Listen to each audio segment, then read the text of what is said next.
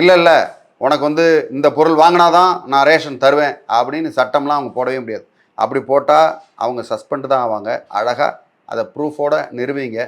நிரூபிச்சிங்கன்னா அவங்க பேரில் ஒரு புகார் கொடுக்கலாம். அவங்க பேரில் ஒரு புகார் கொடுத்தா ஒரு விசாரணை நடக்கும். அப்படி விசாரணையில் அவங்க வேலையே போகிறதுக்கு உண்டான வாய்ப்பு அதிகமாக இருக்குது. அதனால் உங்களுடைய உரிமைகளை நீங்கள் தெரிஞ்சுக்கிங்க. நீங்கள் இதை போல் ஒரு தவறு நடக்கும்போது அதை தட்டி கேளுங்க. மெதுவாக சாதுரியமாக தட்டி கேளுங்க. கண்டிப்பாக உங்களுக்கு நியாயம் கிடைக்கிறதுக்கு உண்டான வாய்ப்பு இருக்குது.